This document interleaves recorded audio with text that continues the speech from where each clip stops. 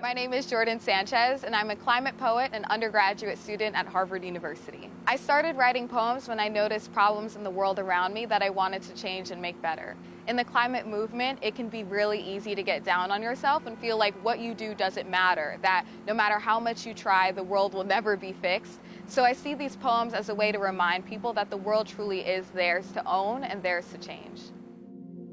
On TV, I thought climate change looked like the bluebird from Rio going extinct, or citywide recycling programs, or overpriced solar panels. But the nightly news is playing natural disasters on repeat.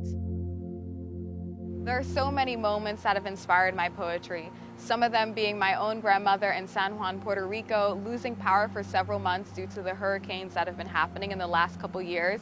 But also I take inspiration from more recent events like the wildfires in Maui and the wildfire in Canada that literally turned the sky orange here in New York. Oil-tainted waves, smoke-stained skies, and a city set aflame in Maui, in Montreal, and all over California. The hottest days on record and no one seeming to connect the dots between this puppet of a planet and your fingertips, the extremities of the earth extending far past their reach. As someone who studies math and physics with a little bit of psychology, it might be kind of confusing to see why I'm writing about climate and not studying something like creative writing. But to me, I feel like I study the world. I'm a student of the world and everything that exists in it.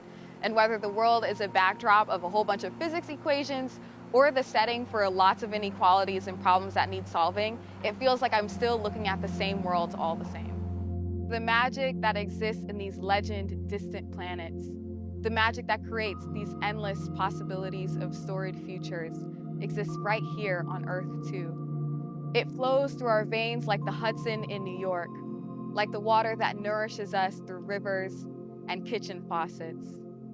I want people to walk away from my poems feeling a little scared. I think that's natural, especially when talking about this movement. But I also want them to feel ready, the sense of urgency that motivates them to take action, whether it's big or small, in their communities or something that will really change the world. Marching to a drumbeat like a soldier into battle, a deadly waltz, or the sound of resilience unwavering, or a child's chant to the tune of a nursery rhyme.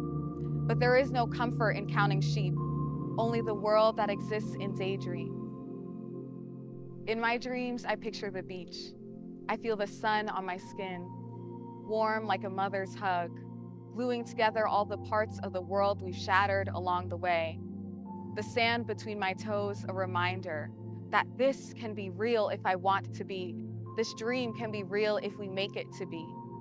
Never easy, but always possible.